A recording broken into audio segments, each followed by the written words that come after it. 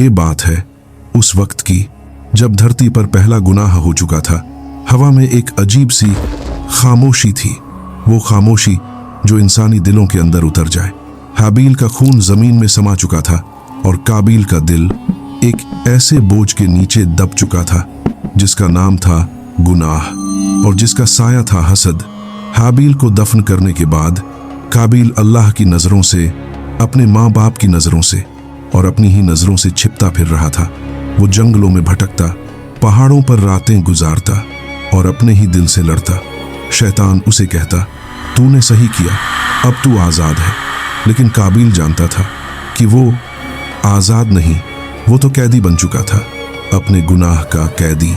इधर हज़रत आदम अलैहिस्सलाम के घर में एक गहरी उदासी उतर आई थी।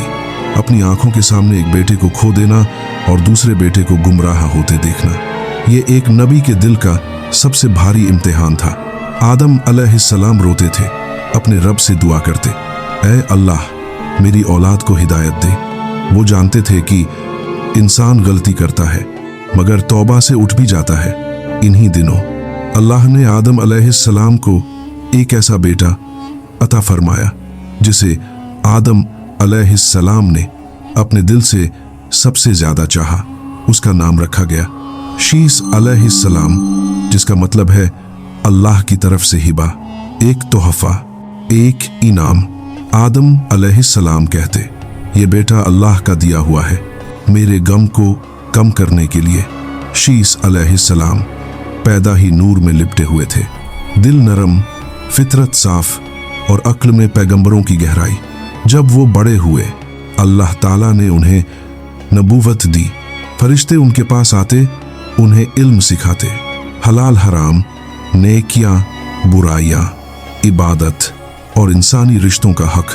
कहा जाता है कि अल्लाह ने शीस अलैहिस्सलाम पर पहली सहीफा किताब उतारी जिसमें 50 हिदायतें मौजूद थीं।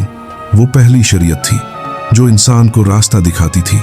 आदम अलैहिस्सलाम अपनी आखिरी उम्र में शीस अलैहिस्सलाम को अपने पास बुलाते और कहते, बेटे मेरी बात याद रखना, हिदायत बस उन्हीं को मिलती है जिनके दिल में नूर होता है और नूर उसी के दिल में उतरता है जो सब्र करता है, तौबा करता है और अपनी नीयत साफ रखता है।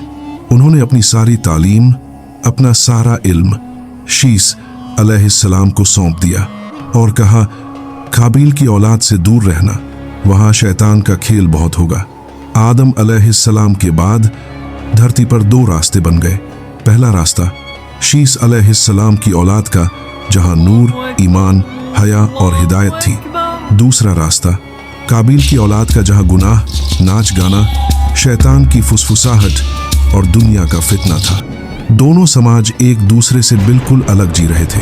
काबिल की औलाद पहले पहल ऐसी थी कि उनके पास दुनिया की मजे लुत्फ तो था मगर दिल में कोई नूर नहीं। वो ऊंची आवाजों में गाते, रात को नाचते, गुनाहों में डूबते और शैतान उन पर हर रोज एक नई चाल आजमाता।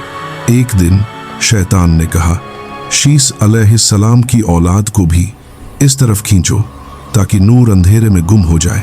ये धरती का पहला सामाजिक फितना था। एक तरफ थे वो लोग जो सीधी राह पर चलते, अल्लाह को याद करते और इबादत में लगे रहते। दूसरी तरफ थे वो लोग जो गुनाहों में मस्त, दुनिया की चमक में गाफिल और शैतान की आवाज में खोए हुए थे। दोनों के बीच दुनिया का पहला इम्तिहान शुरू हुआ। ये कहानी हमें बताती है कि इंसान 2 रास्तों में जीता है, एक वो जो दिल को रोशन करता है और दूसरा वो जो दिल को अंधेरा कर देता है। हाबील का रास्ता, नूर का रास्ता, काबिल का रास्ता, अंधेरे का रास्ता। और अल्लाह ने इंसान को हमेशा एक अख्तियार दिया, कौन सा रास्ता चुनना है। अगर आपको ये कहानी पसंद आई और दीन की बातें आपके दिल तक पहुंची, स्क्रीन पर दिख रहा QR कोड स्कैन कीजिए और इस नेक काम में हिस्सा डालिए। अब आखिर में आइए दुआ मांगे। ऐ अल्लाह, हमें हाबील और शीस अलैहिस्सलाम की तरह नूर वाला दिल दे। हमें काबिल की औलाद के फितने से बचा और सीधा रास्ता दिखा। हमें तौबा की ताकत, सब्र का हौसला और नेकियों की तौफीक अता फरमा। आमीन। अल्लाह हाफिज।